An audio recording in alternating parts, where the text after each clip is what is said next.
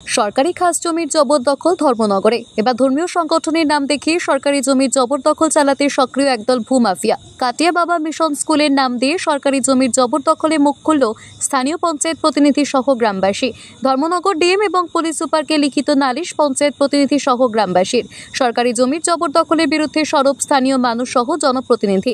ধর্মীয় প্রতিষ্ঠানের ব্যানার কাজে লাগিয়ে সরকারি ভূমির জবরদখল করে তোলা ব্যবসায়িক প্রতিষ্ঠান কি আদৌ ও সভ্যতার পরিচয়, বললেন সচেতন নাগরিক। নিউজ ডেস্ক রিপোর্ট, যুব বিচিত্রা ডিজিটাল।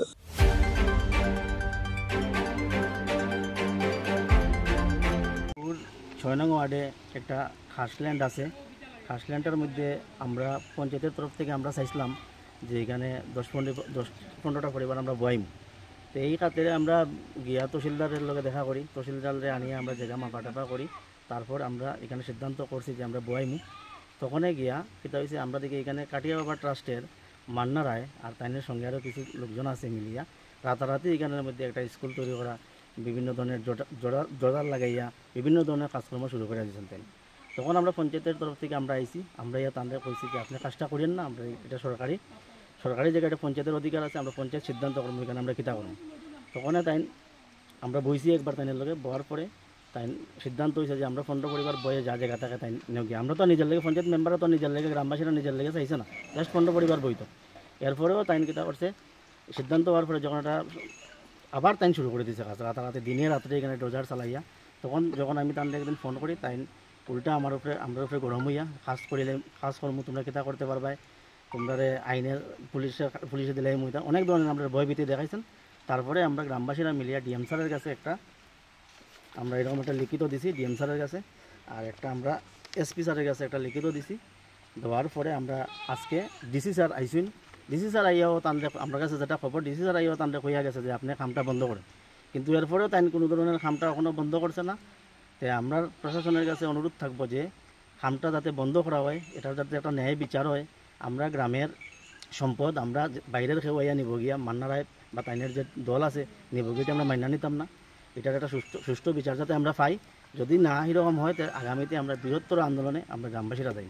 এটাই আমরা যে জায়গাটা দখল করছে তাইনের বাসা কোথায়? তাইনের বাসা আগরতলা। কি পারপাসে এই জায়গাটা দখল করছে? এখানে তাইনে কাটিয়া বাবা ট্রাস্টের জায়গা আছে, এটার মধ্যেও কিছু হার জায়গা ঢুকছে, তো আমরা এটা মান্য নিছি।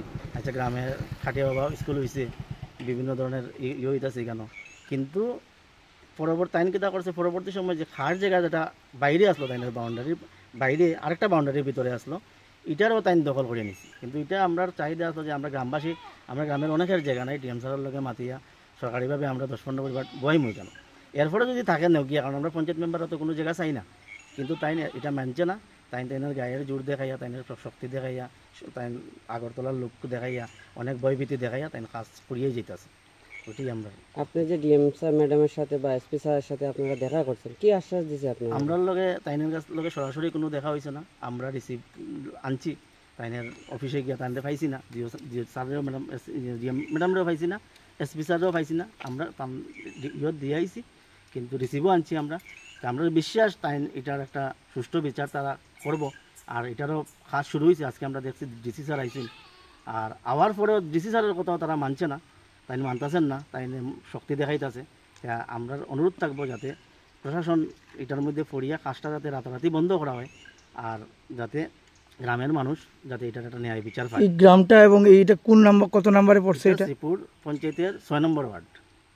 এখানে আপনার পরিচয়টা? আমি শ্রীপুর পঞ্চায়েতের 4 নম্বর ওয়ার্ডের জনপ্রতিনিধি মেম্বার প্রলয় দাস আমার নাম। আচ্ছা, ধন্যবাদ।